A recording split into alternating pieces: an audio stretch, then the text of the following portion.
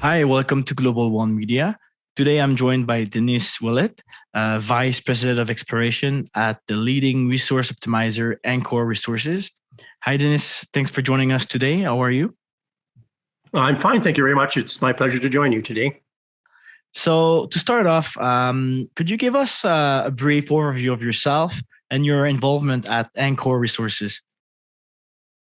Sure. Yes, I've been a grassroots hard rock exploration geologist for more years than I can count. And I actually started in the business as a teenager as a soil sampler, and then went to university and got a degree in geology because I enjoyed it so much. So I've been in the business for a long time. And then in and around, well, actually, it was specifically in January of 2017, I had the opportunity to have a telephone conversation with Mike Weeks, and he was at that time looking to replace his VP exploration. So it was a great conversation, and 2 weeks later, I came to Cambodia, and I've been here ever since. I've worked all across Canada, a bit in the United States, and I spent about 5 years in Guatemala. So I've got quite a breadth of experience in exploration geology and in most deposit types, from diamonds to porphyry copper to all types of gold vein mineralization. Excellent. So I know Angkor has been operating in Cambodia for a very long time, but also recently in the Philippines.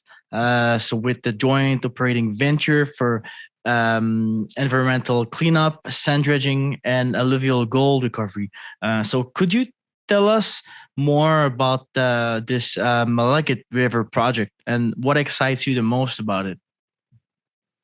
The Malaguit River Project I find very exciting because, especially now, because of the timing, okay? Now, we just went through 2 horrible years of extreme lockdown in the Philippines. And so all infrastructure, all construction projects were put on hold for two solid years.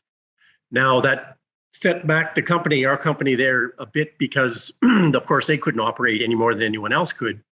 So we took that as an opportunity to reposition and rebuild infrastructure on the land base, and then, of course, refurbish the actual river dredge, because it had been sitting and gathering barnacles for the last 2 years. So now or soon it'll be in full operation, and I suspect as long as the company can acquire contracts to purchase either the unprocessed sand or the sand that's been washed and would be suitable for construction, the timing couldn't be better. Now, as for the gold, I think initially, of course, we're going to concentrate on collecting the sand and finding those sand contracts, which will help to pay for the startup costs, and also, depending on how many contracts the company can acquire, the nice thing about this whole process is that it can be scaled up for relatively little cost and effort. Once we are firmly selling the sand for construction, of course, we'll always be capturing a bit of gold. It'll be run of sand gold. We can start targeting the river for gold specifically. In that, I mean that when speaking with Kelly, the operator on the Malaguit River, I asked him if he found that there were channels within the river, because the river essentially is a bedrock base, and then there's up to 6 or 7 or 8 meters of sand built up on top of it, which is why the dredging is required to allow boat passage up and down the river. But even within that sand carapace above the bedrock, there are specific channels, and those channels exist because of several things. One, of course, during the monsoon season, you get violent exodus of water down the river, which is going to scour channels. But at the same time this is occurring, 2 times a day, you have tidal changes, which washes a lot of the sand on the bottom back up river. So you have a natural sluicing process which occurs, and that's going to occur, I believe, in very, very specific channels within the river bottom. If that is so, and we can probably prove that in a couple of ways. One would be underwater magnetic survey, because the gold is associated with magnetite. So it'd be easy enough to see where those gold channels are. So as I say, once we are firmly in control of the sale of the daily processed sand, we can start targeting more specifically the gold, which may turn out to be quite profitable. Right. And with regards to Angkor's operations in Cambodia, what is the minerals team doing when the rainy season hits, which I understand is about now? So, from May to November. Absolutely, yes. The rainy season generally starts with rains mostly at night, not during the day. And that's kind of where we're at right now. So in May and June, we actually had crews in the field collecting samples and doing mapping. So we were very fortunate. Yes, they got some rain at night, but it didn't affect what they were doing during the day. Last night, for instance, we had a very violent thunderstorm, and looking out the window, it doesn't look like it's going to do that yet today. But once we get into July, it'll start raining at any time of the day. There will usually be at least one strong rainstorm during the day. This is the time period where we can't have crews working in the field. Right. Well, we can, but it becomes very expensive because the roads become flooded, and it's very, very hard on equipment. And so your costs of exploration go up exponentially. So what we have the crew doing now is processing all of those auger samples that were collected during the May and June period when they were able to get out. And that'll take a few weeks. And then we have our own portable XRF, and we can analyze those samples. And then the geologists can take the data and the maps that they've been creating during the same rainy weather time period and start doing an analysis of the information and developing targets for the next dry season, which can start as soon as November. Got it. Okay. And as a last question, what are you most excited about for Angkor Resources in the near future? We actually have two targets, but they're on the same concession, on the Andomies concession. And one of them is an epithermal gold target that we've been working on for the last 3 seasons. All right.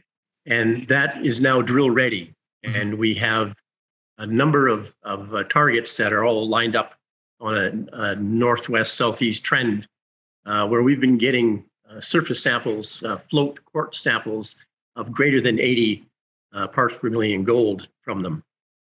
And we had an IP survey done over this project in 2020, and analysis of the data, the resistivity anomalies are associated with the areas where we have the high gold float quartz samples, which suggests that those are areas of alteration. And so now we have some drill targets, and we have a theory about the whole thing, and we can start seeing if that's going to pay off.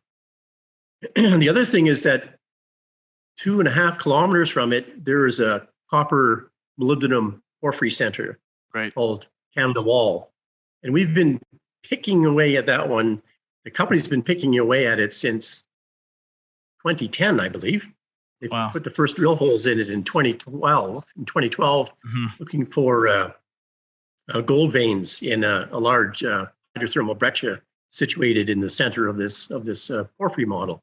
Since then, there's been 7 more holes drilled in and around the area, and we have found massive magnetite skarn, massive hematite skarn, and skarn with a mixed bag of lead and zinc and copper in marbles that are overlying the porphyry. We're hoping that these skarns are associated with the porphyry system. If there are, then as we get closer, as we move from our discovered skarns closer towards the porphyry center, we have the opportunity perhaps to discover a copper skarn.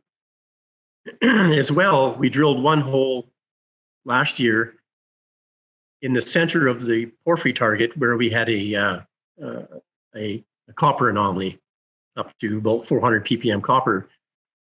And it showed a moderate potassic alteration, which you would expect to see. And although the copper values were not extremely high, they were in the 400, 500, 600 ppm range. They were consistent over the length of the hole, which was about 300 meters. So we are getting closer, I guess I can say. The next step for that one is going to be some IP geophysics to try and see if we can see copper mineralization at depth. and then target that with more diamond drilling, probably deep diamond drilling, 400-meter holes. And the other thing about that whole target area is copper porphyries tend to occur in clusters. There's never just one of them. And we have another target that we have a few kilometers to the south, about 3 or 4 kilometers to the south of Canada Wall, called South Creek. And it is displaying, from mapping that we did last year, itself to be very similar to Canada Wall, but it has much less exposure. Canada Wall itself is a hill, whereas South Creek is hilly, but not as hilly as Canada Wall. So there's not as much exposure.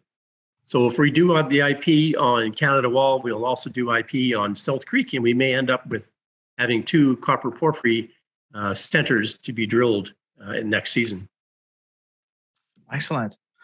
Well, Dennis, thanks a lot for all the information. We really look forward to seeing the next developments from Angkor Resources. So thanks a lot for your time today. Oh, you bet. Yeah, and I'm sure Blaine's told you there's many other things that she has on the books that we probably can't talk about until they actually become reality, but it's pretty exciting times for us. Excellent.